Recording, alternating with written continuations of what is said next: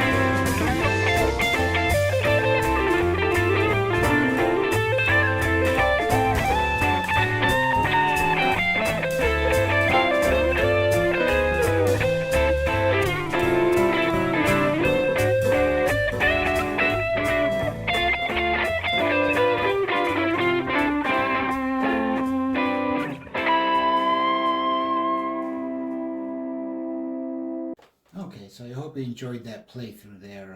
I did the best I could on the solo. It's been a while, but I hope to continue to develop that skill as I look at more jazz. But this is what I started with. If you look at the left-hand side here, this is the sheet music I found. I went to a few different sites, and there's a couple of sites it's basically like an online fake book. So you can go there, and they have maybe a couple thousand songs to pick from, and you can just get access to the sheet music like that. So there's sites out there that are nice if you're looking for jazz music and you don't know where to start. Just look up online fake book. And so what I did was I looked at this and I just started going through the chords, and if I ran into a chord I didn't know, I went and I started looking that up, and it didn't take long. So starting right off, we have C over G. That's not bad. I just played the kind of the A bar position here. I didn't even bother adding the G. I figure that's more of a bass thing anyway, but you can if you just fret the 3rd fret on the E string. I left it like that, and right off I ran into this next chord, dominant 7, augmented 5th chord. I had no idea what that was at all, so I started looking online, and one of the first pages I ran into here was a site. I found this on this site called pickupjazz.com down here, and I was able to download this kind of beginner chord guide. So this is pretty good. If you don't know where to start, go to Pick Up Jazz. You can get this for yourself. It's pretty much got every variation you can think of, which includes the 7 augmented 5th here, which is down here. So I found this here, and so the root note is on an E string, so this is going to be an A flat, so we're on the 4th fret. So that would look like this.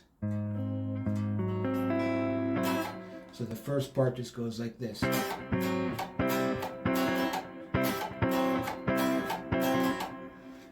So that's not bad, you know, just got through those first 2 chords. But then we get to the second chord, which I didn't know offhand, which is a 6th chord. So we're adding in the 6 of the chord interval. And easy, I found this on the same guide here. So an easy way to play the 6th chord is just use that same one I started with, the A bar chord here, and just you know, with your ring finger, fret all the way up to the high E string, so you're hitting this note here.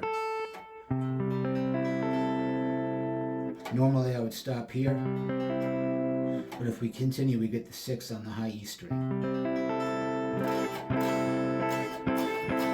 And if you listen to the Duke Ellington recording, the 6 is very accentuated there. So that was easy enough to figure out. You know, you just gotta bar it all the way up instead of stopping at the B string. And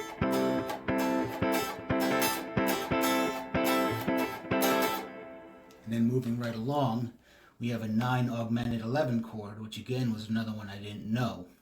This went through me for a loop. I looked on a couple of websites, and I found a couple different fingerings which were complex. This first one I found here,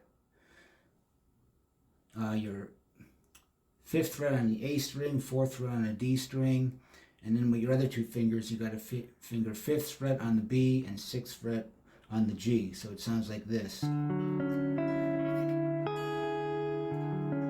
And you got to bar all the way up with your index finger. So that was kind of hard.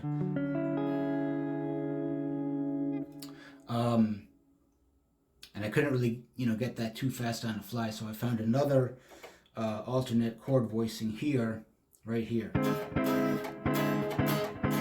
This is nice and easy. So this is a standard 9. And with the augmented 11th, which is the 4th, up the octave, we go up to here. So instead of this, we go here. So that's that 9 augmented 11. If I look it up here, I was looking up these chords like this. Just go here, 9, sharp 11.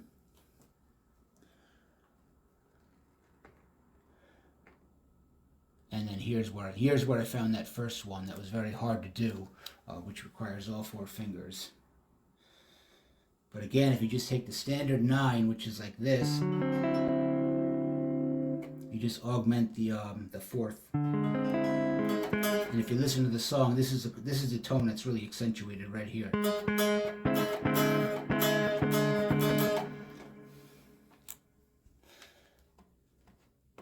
And then we go to D minor 7,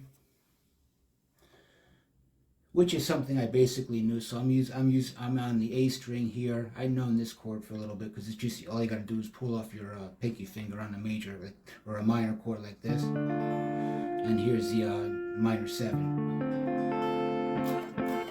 So that's one I knew. And then we go to the G7.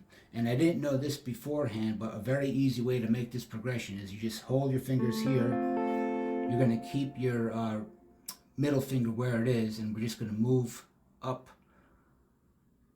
to the 7th fret on the G and the high E string, so it sounds like this. So we went from here.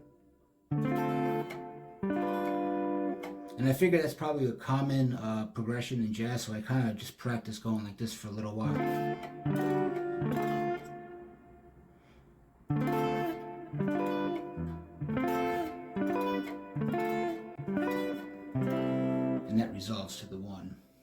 So that's the minor 7. Again, it's something I, kind of knew, but that G7, this one up here, so we start, the root note is on the D string, so wherever you are on the D string is your root, and you just got to finger kind of a backwards D shape, or a D7 shape just down here.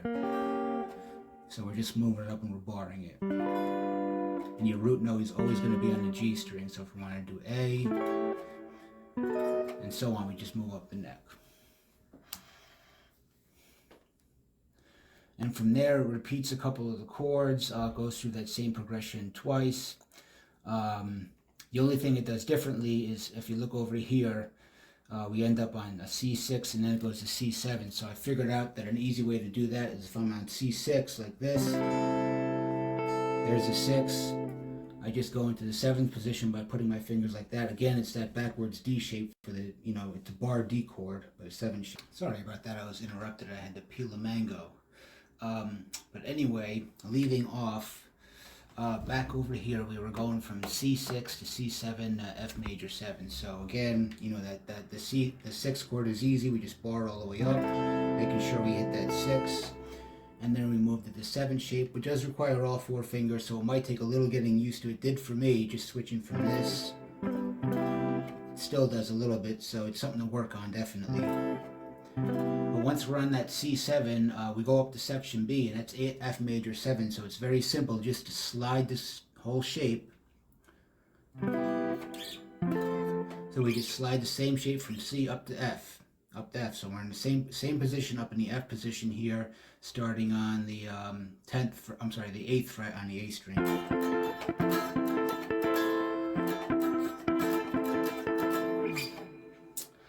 And then we go to D9, so it's a standard D9 next. It does not have the augmented 11th, so that shape looks like this. Again, we're starting on D on the A string on 5, and then we're on the augmented 11th would have been the 6th fret on the D string, so instead we're going to be on the 4th fret on the D string, so it sounds like this. We're on the 5th fret of A, G, and B, and then the 4th fret of D. So that's the D9, and then the D minor 9.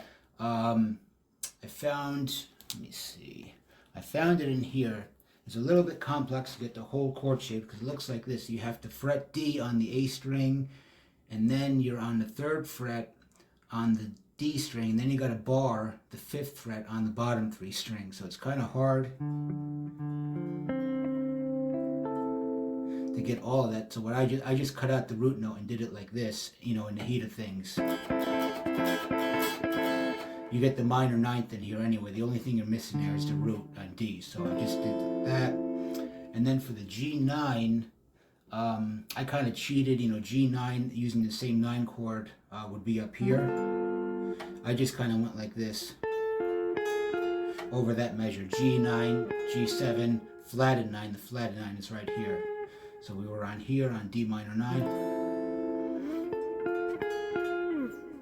And then we go to the 2nd page.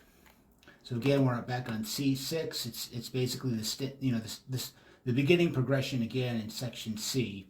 C6, the 9 augmented 11th, the minor 7th again, G7, and then it just goes and repeats. So going through these again, I had to memorize. I basically had this whole song memorized, and now I've been going through it a lot. But I had to go through and memorize, starting out one at a time. I was not familiar with, the 9 augmented 11 shape. I wasn't even really familiar with the 6 shape. So I had to go through and memorize these, and then just kind of keep hammering them out. And these more complex shapes, they're hard to get used to. Even going from, again, the 6 to the 7, a C6 to a C7, I'm not quite as fast as I should be. So you have to get used to going between those complex shapes, and that's something I'm working on now. But this was a learning experience, learning these chords. Now I have them under my belt, so I want to maybe move on to something maybe a little bit more complex, maybe something to just reinforce these chords. But it's been definitely a good learning experience, and now I can apply these same chords at church whenever I see these, because I do see these often enough. And in the past, I've just been cheating. If I see some kind of 6th chord, I'll just play a C chord. Now I can do a little bit better. So that's what I'm looking to get out of it. And so far it's been working. So I hope you enjoyed this. Learn these chords. Again, if you don't know where to start, I found this on Pickup Jazz, this cool chord chart. It's got, every single variation, and he's got, the most commonly used ones and all kinds of altered dominant and everything. So it's a good starting point if you have nothing else to look for when you start looking at jazz chords. So I hope you enjoy this. We'll look at the next song next time. Thanks a lot.